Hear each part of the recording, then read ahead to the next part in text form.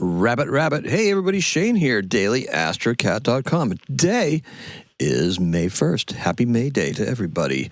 Beltane, right? It's the midsummer. It's a mid-season festival, right? We're halfway between spring and midsummer. So there you have it. So now the moon is in Scorpio all day long.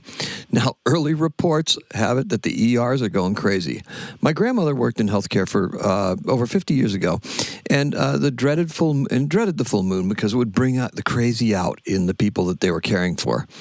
She simply said that they call them lunatics for a reason.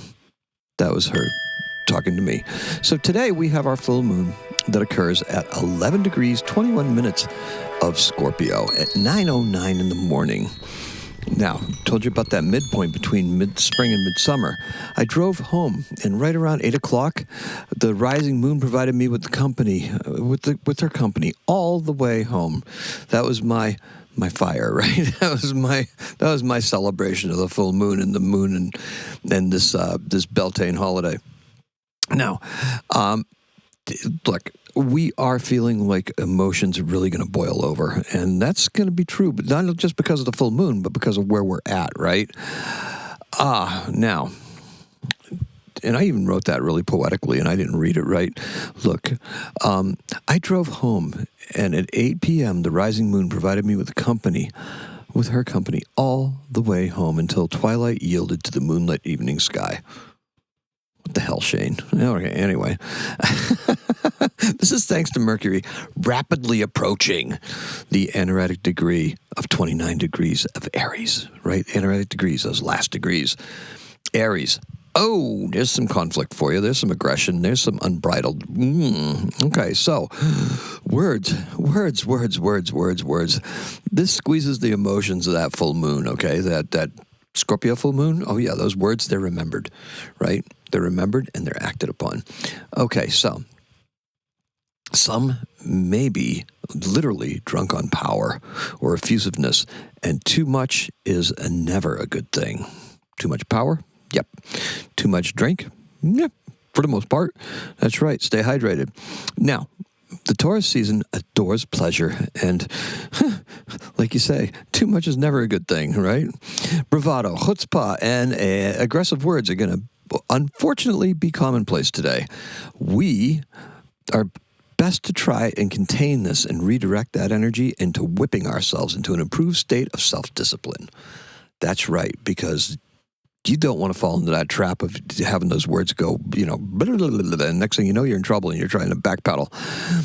There is great power here, but one slip of the lip and you could go from hero to goat. Not the goat as in greatest of all time, the latest rendition of it, but the scapegoat. Be careful, and by this afternoon, you'll begin to appreciate the position that this advice has left you in. Careful, okay?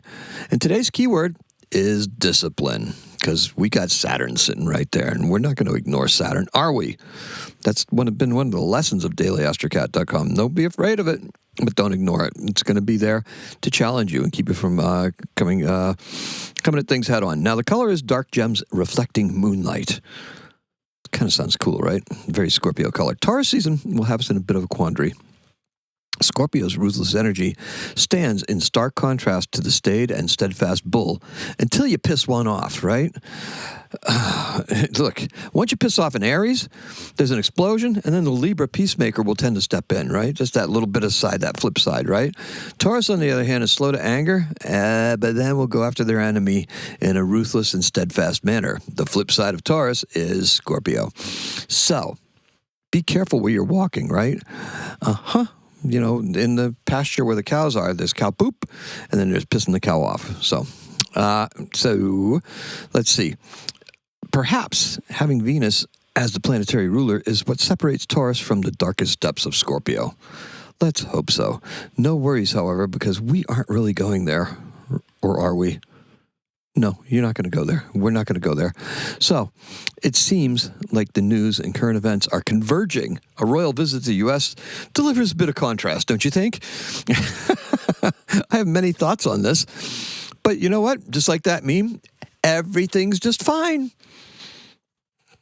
That way I don't get banhammered or anything like that. So, let's see. Venus is sextile Saturn. So that's where we're getting some of this discipline from, right?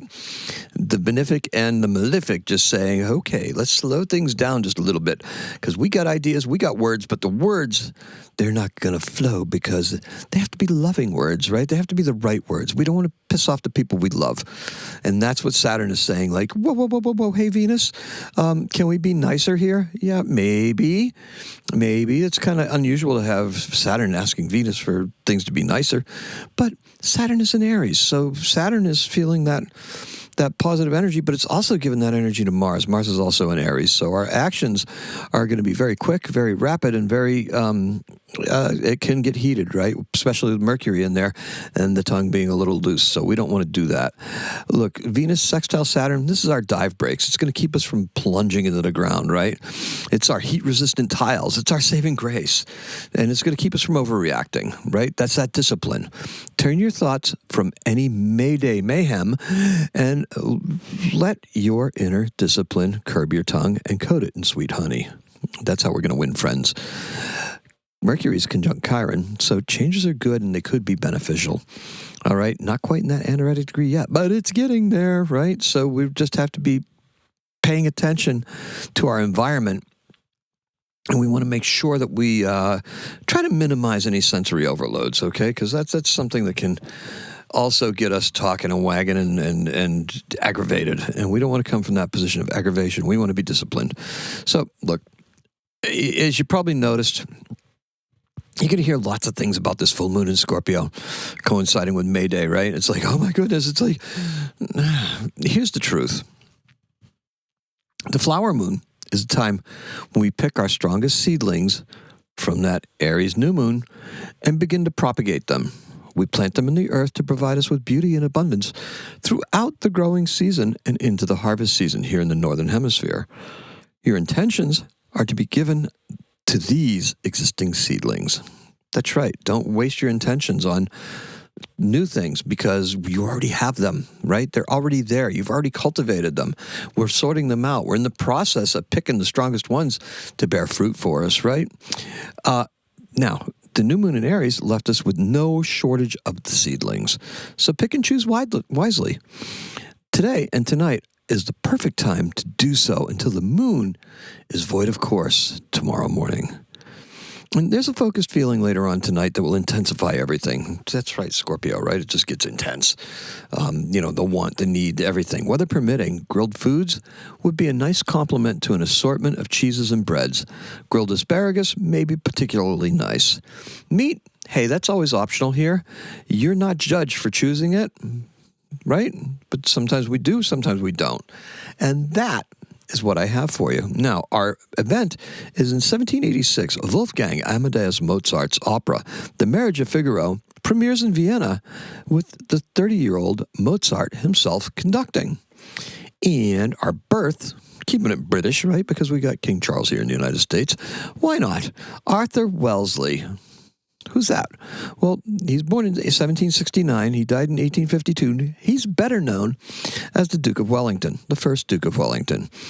Yeah, that would be Waterloo and all that stuff, right? The Peninsula Campaign, that Wellington. He was also a prime minister. He was a Tory prime minister from 1828 to 1830. He's born in Dublin, Ireland, and that's all I have for you. So thank you so much for joining me. I appreciate and love every single one of you.